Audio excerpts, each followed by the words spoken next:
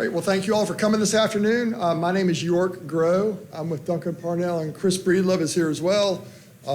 Dante Hiller's here also, but he's not going to talk at this moment. But you'll probably talk to him later if you're interested in some of the things that we're going to talk about. Unfortunately, I tend to move around when I talk. I will try not to drift away too far from the microphone, so hopefully you can still hear me as I'm talking as well. We're going to talk a little bit about some of the things that Duncan Parnell provides. If you're not familiar with us, we've been in business for about 75 years or over 75 years serving the Carolinas. We have multiple offices. If folks have been around a real long time, you might know us as just doing printmaking. So that's how the business at Duncan Parnell was began back in the 40s, printing blueprints and other things like that.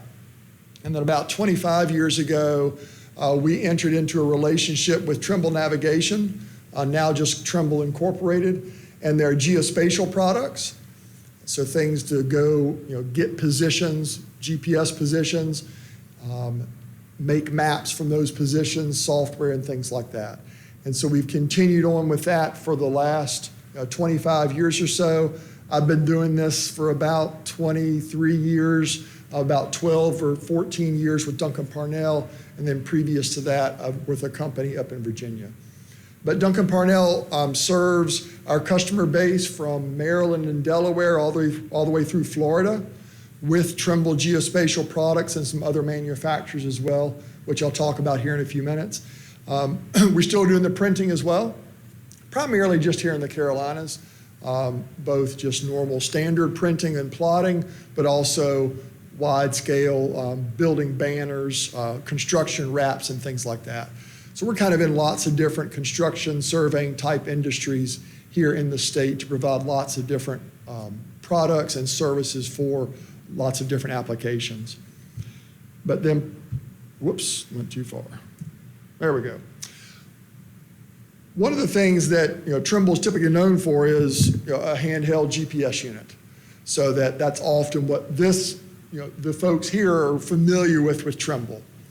They do lots of other things as well. One of the things they've started talking about is this asset life cycle and providing solutions to customers that are really from the initial concept stage to the design, to the construction, and then to the management of that as well. So Trimble's expanded what they're providing to the customers, and Duncan Parnell supports many of those applications as well to provide kind of the full circle. This is kind of the graphic that I think about with the group that I help manage. We're all familiar with, and primarily what we're here with today are talk about kind of on this lower level, the mapping and data collection. That's certainly where Trimble's strong point has been and where this group is most familiar with. Going out and taking a GPS unit, I'm going to collect some features, a point or line or an area, I'm going to collect some attributes, I'm going to bring it back and put it into a map. But then we're starting to work in, and Trimble's doing more things in some of these other higher levels as well, all the way up to the analytics and the remote monitoring. You're familiar with CityWorks. Lots of people are using CityWorks as their municipal management system. Trimble purchased CityWorks about 3 years ago, and so that's part of the Trimble system now as well. Not anything that Duncan Parnell is a part of. There's other engineering firms that are actually here that do CityWorks implementations. But it's a way that Trimble, as a manufacturer, can kind of supply some of those start to finish type solutions. So primarily what we're talking about and have with us here at the booth are things that are very traditional. One, I was talking with Dante earlier, we should maybe bring a Geo 7X and talk about the funeral for the Geo 7X. It's kind of died and gone away. Much to people's chagrins and much to our chagrin as too, because it was a great product and has been a great product for quite some time. I don't have a lot of slides on these different products. I tend to talk more with things in my hand, so that's kind of what I'm going to do. So one of the biggest questions that we get asked now is, well, okay, if I can't use my Geo 7X now, what am I going to use? And so there are several different replacement products. Trimble does have an all-in-one type product, the TDC 650, similar in function to a Geo 7X. So I've got a user interface. It's an Android operating system. I have an integrated GPS receiver. And the main difference is instead of just running Trimble software with an Android operating system, I can now run a variety of things. So I can run Esri's field maps, or I can run Trimble's TerraFlex, or I can run Avenza, or I can run Futura, or I can run most any application that'll work in an Android operating system. So one of the advantages becomes is you're not tied to a particular software. In this audience, there's lots of people who are going to be using Esri products, so field maps makes a lot of sense. There's lots of people that just want to basically collect some data in a simple type platform, so that TerraFlex makes a lot of sense for that. But that doesn't have to limit you to what you want to do. There are lots of people building custom applications where you want to write something to do a particular task and you want to incorporate that with spatial information, then that can be written so it supports and runs on an Android operating system. All right, I saw it working for the previous, there we go, went too far. Back up, whoops. So this is a replacement. Some people are familiar with the Trimble R1. Lots of people just need a sub-meter solution. I'm doing wetland delineations, or I'm doing addressing. I just need to get within 2 to 3 feet or so.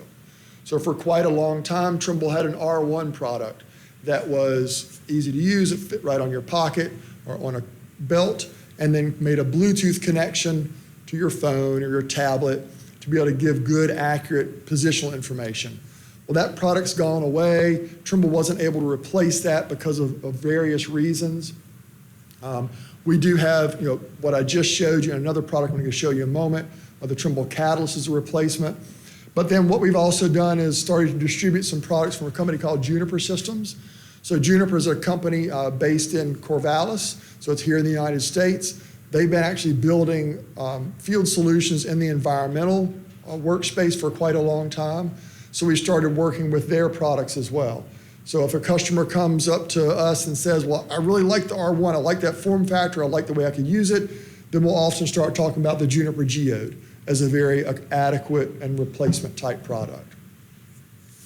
Then we move on to probably the most unique product that Trimble has now, and it's called the Trimble Catalyst. The Trimble Catalyst is a very different type of technology. It's a difficult technology for those that have been using GPS for a long time because it works in a different way. And by that, it means it's a subscription-based technology. So we still have an antenna and we have a receiver all built into this unit right here. Now the battery, and I should have taken this out beforehand.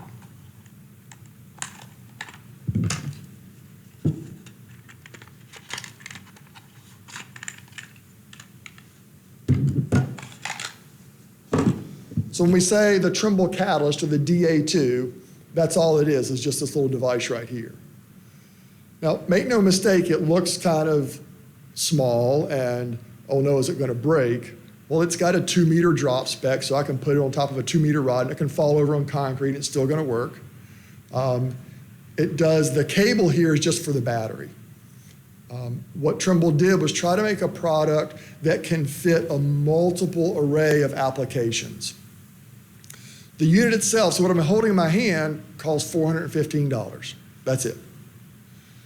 But you pay a subscription based on the accuracy that you need for the time you need it. And so it becomes really difficult for people who have traditionally used GPS when they think about an R2 or an R12 or the R1, and they go, okay, what do you mean I'm going to pay $415 and I'll pay this subscription and somehow I'm still going to get the accuracy level that I want? Trust me? So that's a difficult thing to say to customers as well. But what Trimble's done is they've leveraged the technology of the internet and of subscriptions to be able to control the accuracy capability of this product through software or through a remote, a license application. So that what happens, I'll finish talking about it and I'll come back to this previous screen. So what you do is you can purchase the antenna for $415. Again, there's no battery with that, so you have to supply a battery. And then we have to talk about, okay, how am I going to mount this? Am I going to put it into this handle? We've got a thread so you can mount it on a pole. So there's a variety of ways to mount it.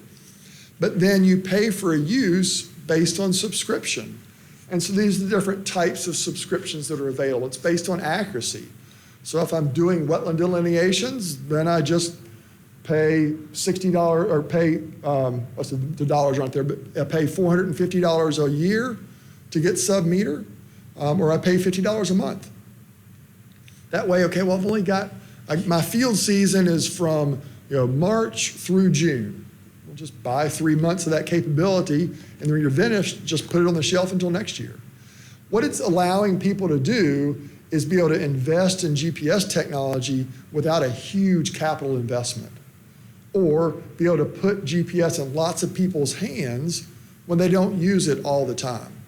Now, if I'm somebody who goes out and uses or needs GPS accuracy technology 3 to 4 days a week, 3 to 4 weeks out of the month, and 10 months out of the year, okay, the subscription solution may not be the best choice. We still have the traditional GPS receivers that can be used either in a handheld format or the ones that we mount on top of a pole. Trimble nor Duncan Parnell is suggesting this is the best solution for everybody, but it's a great way to use the technology when you're not using it all the time. There's also hourly usage. So it may just be, well, okay, I use it for like 2 hours 5 times a month. Well, then you can buy your usage so it's based on an hour of use time. And you log in with a username and password, and that's what allows you to use the product at those particular time frames. And at some level, it looks like, okay, does it really work?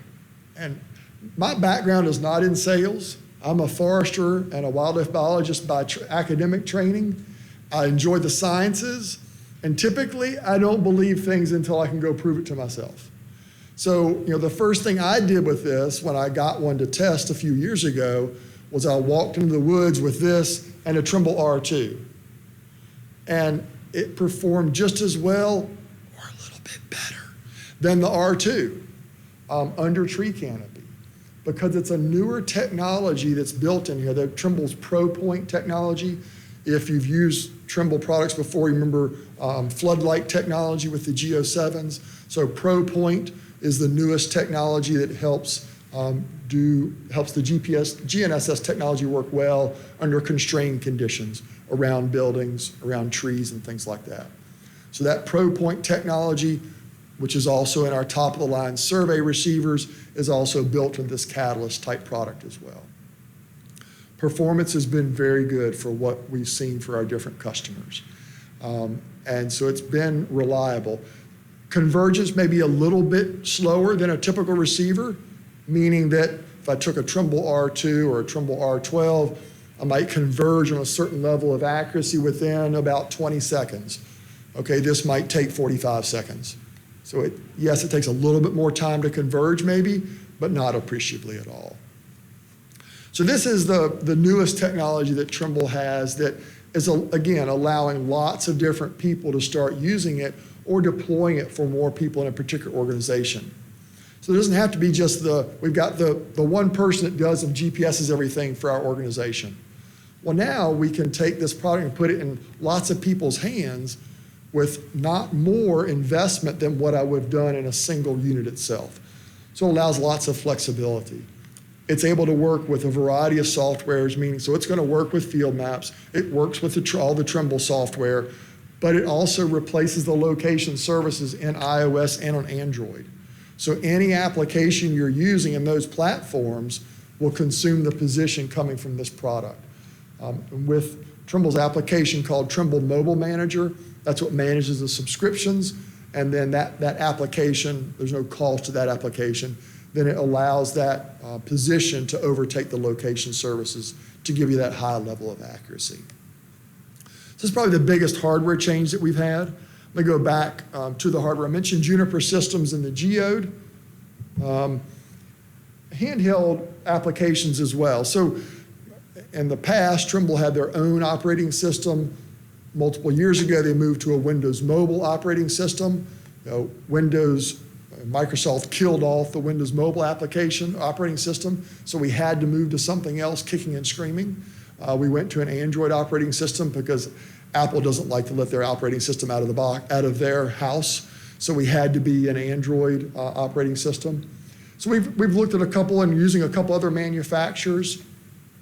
Juniper also makes a couple products in the handheld platform with an Android or a Windows operating system in a very rugged format. So those folks, out in the woods doing wetlands type work and things like that, we have some rugged platforms both from handheld and from Juniper as well that provide kind of a ruggedized type format. On the software side, I mentioned most of this already. Fully supportive of Esri's products. Esri and Trimble have always had a good working relationship, and that continues to this day. So there's constant collaboration between the two. When you run field maps and you're using a Trimble receiver, in the background is going to be an application, this Trimble Mobile Manager I mentioned. So field maps will automatically open that application to then connect to the Trimble receiver you're using. So you have all the Trimble controls in there. It's just running in the background.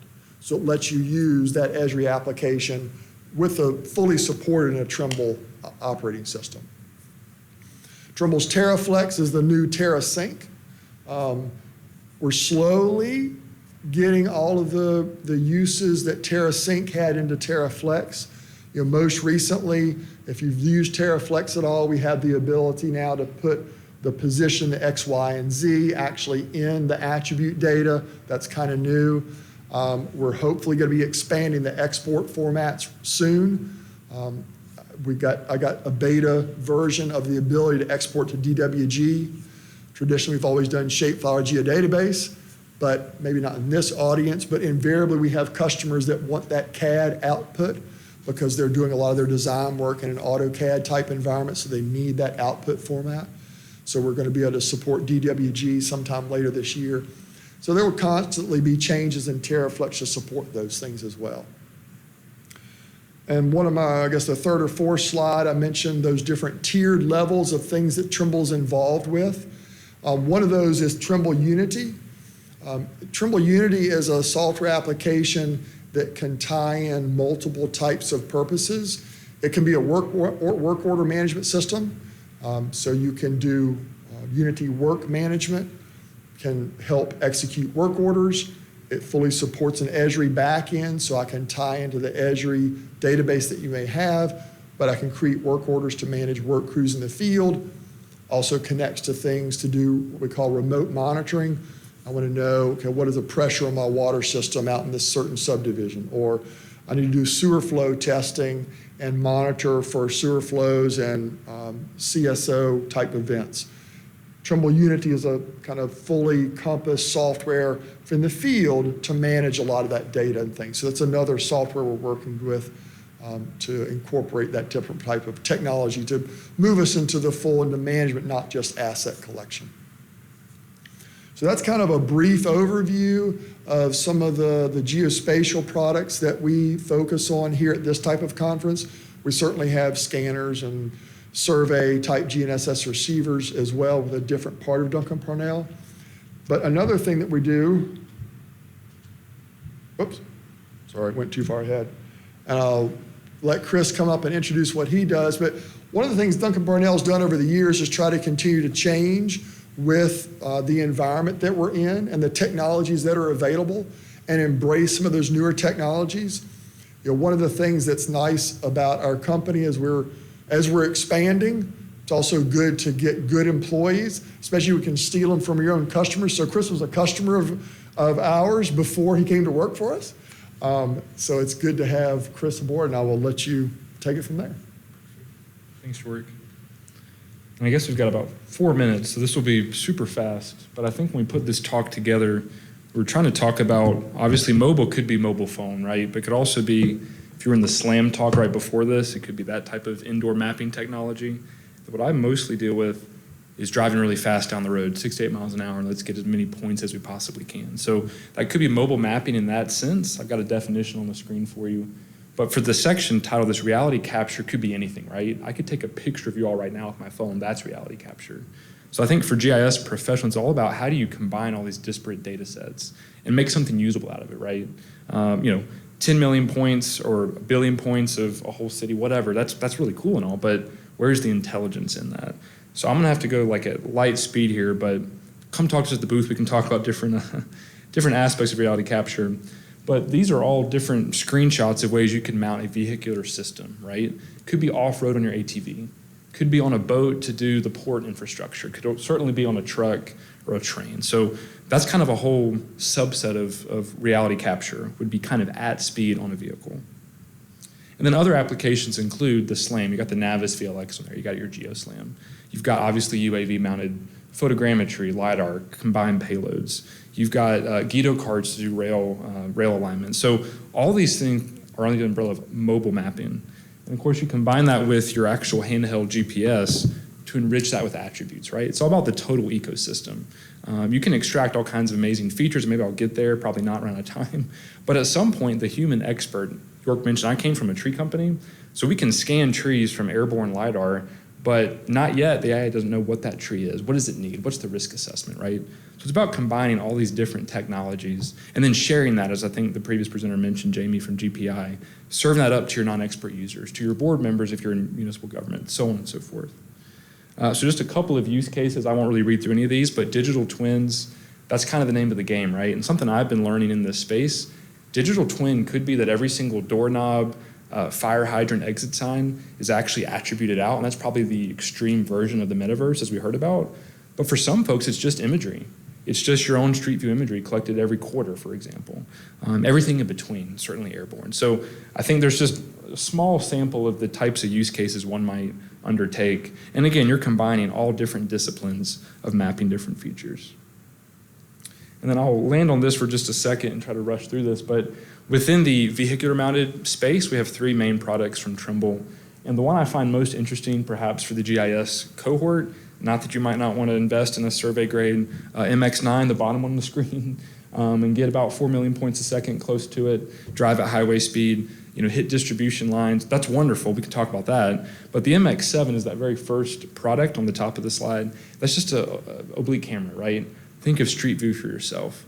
You pair that with a decent IMU, you put that on your fleet truck, and you get updated imagery for if you're a municipal government or if you're a power line or whoever else. So that's kind of a more, let's call it entry-level system, mostly due to cost, because you leave off the laser profilers, but still a pretty robust tool that you can add to your toolbox. And I'm gonna rush down to talk about this a little bit more. So again, why would you use the MX7? It could just be to base map what you're doing, right? Your handheld GPSing features. Maybe you do some recon on the front end. A lot of fiber designers, utility network designers, will get that imagery on the front end as we're putting a bid together, start doing some feature extraction, right? And again, you still send your expert out there with their handheld GPS. So, in survey space, people talk about, certain technologies being a replacement for surveyors. That's never the case. If anyone doesn't have labor issues and hiring issues, I'd love to talk to you about that. I think every industry has that experience. So these tools are really helping you get more done with less people, right? That's kind of the name of the game. Some of the same applications already kind of brushed through real quick. But as far as the system itself, and I'll probably land here, maybe go to one sample. You have your GNSS antenna on the top. You've got 6 different lenses, your 360 camera, a pretty decent Applanix IMU, and kind of the guts at the bottom to store the imagery. So this can be mounted by a single person on a vehicle, and I'll brush through this. You simply plug it into your 12-volt cigarette adapter, run a couple cables, off you go. So I've got a customer right now who's doing about 300 miles a day, 6 or 7 days a week, 3 different systems. They've got to capture 80,000 miles of roadway over the course of 4 to 6 months. And so that's kind of the extreme version of this. Most folks, maybe you're a small size city managing, 500 miles of road. Get that done in a couple days, maybe 3 days, right? So it's all about, I think, just data acquisition cycles and how will this sort of data add to your operations. It might not for everybody, but certainly the opportunity is out there. And I'm gonna jump way down through all this. MX9, you gotta share the data though, right? And I'm gonna skip through a lot of this and talk about just same thing with SLAM, same thing with LiDAR or anything else. What's the ecosystem that your users want to actually be in? ArcGIS Reality, if y'all heard of that, just dropped in February. That's mostly a photogrammetric suite of solutions. Not all that familiar with it yet, but I think that offers a lot of opportunity to bring together, again, different data sources. But again, if you're a MicroStation shop, Autodesk shop, Esri shop, it doesn't really matter. There are ways to bring all of these different data sets together. And then kind of highlighted that there. One I will land on for just a second, we're almost out of time. If you haven't tried out Esri's oriented imagery catalogs, I highly encourage that. I just upgraded to Pro 3.1 last week. I still don't see this yet as a core tool. It's kind of in some kind of weird beta space right now, but it is currently totally free, an extra add-in that you download. And the cool part about this is I have MX7 imagery on the screen. I could have a GoPro, right? I could have basically any imagery source that you want, obliques from a drone, and you can share that into your Pro environment or a web app, right? I understand from Esri this will at some point be kind of roped into the image analyst extension, so hurry and play with it now and maybe you can work something out with Esri. But the point is this is all democratizing that data, and if you are a municipal GIS shop, maybe you're able to use kind of open source documentation for emergency response, whatever the case may be. And instead of having to go into a third-party application to view that imagery, you can view it right there within your Pro or within your ArcGIS Online and so forth. So check that out. If you have trouble with getting that set up, I'd love to talk about that with anybody. As York kind of alluded to, I'm no longer really a GIS person. Most of my stuff is kind of engineering survey applications, but I do love Esri products. So please talk about that. Come see us at the booth. And the last thing I'll do real quick, I'll let this play and then stop talking. This is a different way of sharing data, probably very similar to the Navis web application that Jamie Gray was talking about. And this is just an example. There's a point cloud here that you cannot see. It's just not turned on in the video. But you can extract all kinds of things, pavement condition as you see in that face, and really bring the entire asset picture together, right? So we've got some nice street view imagery. You've got all these other rich data sets that were extracted from that. You could add your field operations. So to me, it's all about, and I love the metaverse concept from the previous talk, it's just working smarter, not harder. It's about, taking advantage of big data, bringing it together into usable, accessible places for organization. So you could send this link to the CEO, the president, the mayor, whoever, right? They don't have to be a geospatial professional. They don't have to have a license, and they can access these massive data sets, derive their own insights, take their own measurements. So I know that was super rushed, but the point is what we're trying to say is Duncan Parnell is here for your traditional uses, and we'll still plot stuff for you too if you need it. Your kind of emerging handheld GPS and a whole bunch of other stuff. I never got to the drone slide, but there's a lot of interesting stuff you can do with that. And we're certainly a full service shop for a various suite of LiDAR drones and pure photogrammetric. So with that, I'll kind of stop our spiel, but we'll have to take any questions before the next session. If York might get most of the questions on Catalyst. And I'll just say, Catalyst is a great product. We were a Geo7X shop forever, and it was the choice for us. Not for everybody, but it certainly was for us at my previous employer. So thank you.